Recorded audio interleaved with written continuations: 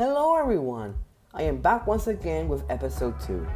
Episode 1 really did well and I loved the reception that it got, so I decided to make episode 2. Now originally this was going to be about the Negra Coca-Cola, a little tangerine in a little town called Peñuelas. However, at the time I wasn't able to really find any information on the engine or pictures or videos of it. And there's still some pictures and videos I can't find of it. So I decided to go a different topic.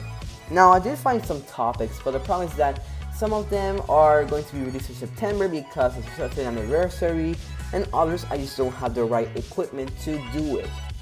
So I looked at Moog and finally found a topic that I think we can talk about because it's really a really interesting topic and I really think you guys are going to really like it. So I present to you Parque del Tren de Bayamon, what could have been, or how I like to call it, a really big missed opportunity.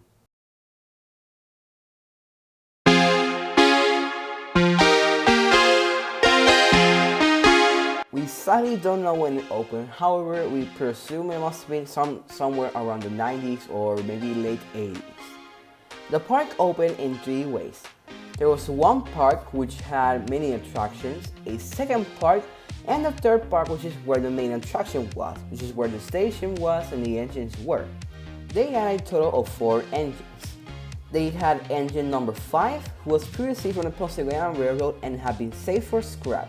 Next there's engine 17, who pulled the express or passenger service and gave the tours all around all 3 parks. Then there was 23, who also gave around tours in the passenger cars. However, he was presumably the one who moved cargo trucks more. And lastly, the most famous engine of their fleet, engine number 9 from the American Railroad Company. I was sadly not able to find or maintain any pictures of the actual railroad or the track layout. However, it should be noted that at least we have these 2 pictures. In this picture, you can see the tunnel and we can see a lady in the tracks. From understanding, this picture was taken actually moments before disaster, as the lady was struck later by the engine, which is where the picture came from. Yikes. And in this other picture, you can see engine number 9 in the siding with some of the freight cars there. The park was opened on 2003, that's when they decided to break down the parks. The first one was destroyed and so was the second one. However, the third one still stands and is the one currently open, which has attractions for kids and it's actually called the Kids Park. After the park closed, many things happened. First off, 5 and 17 along with some cars and coaches went to the Tren after the park closed. In this picture you can see that they were in a siding while the other engines worked by. Engine 9 was stored in a facility until the early 2010s when in 2015 or 2014, I can't remember when the park opened, a park called the Science Park opened and they had a little section of museum and antique stuff. And for a locomotive representation, they had 9. She still is there today, however the park is closed since 2017 due to Hurricane Maria damaging a lot. 5 and 17 stayed there until they were sent back. Sadly, 5 alongside the coaches and taggers were abandoned in the siding and that was the only thing left. However, in 2019, the government decided to destroy that siding and all the thing that was there for the expansion of the Tren Urbano. Soon, when the government came to describe that section so they can put the expansion, 5 didn't get lucky a second twice and sadly got scrapped along with some of the remaining coaches and cars. However, it should be noted that 23, even though it was in the siding, got miraculously saved and is still today standing. She's sitting next to a tractor in a truck yard, which you can still be seen by the road. 17 and along with a coach and cargo car are in Miami West. A coach and a cargo car are sitting in a terrain next to their decoration store, which I've actually seen before. They're not in the best shape. And 17 was reprinted into this livery, later into the Ponce de Guayama original red livery, and has been sitting in a storage facility in Mayagüez since 2013. No one has seen her since that year, but I'm hoping that she's still alive. This could have been a great opportunity to bring back trains once again. Who knows, maybe the park would have been still there to this day Maybe they could have restored engine 9.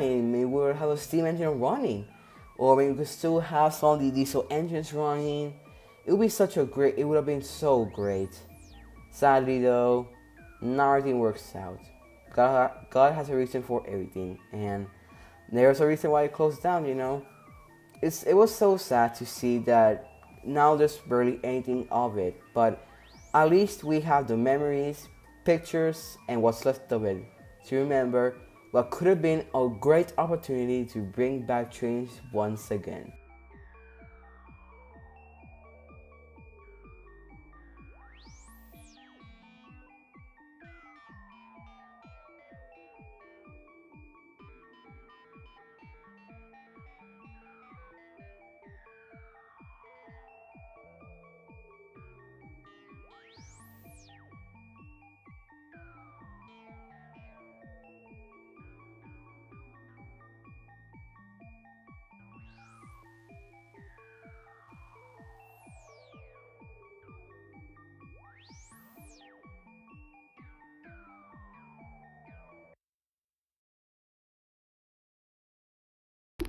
Random side note, I'm just referring this after finishing the video, but I just realized that 17's wheels are literally touching the ground.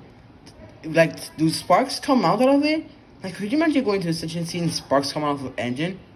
It's such a weird design, but it worked, I guess.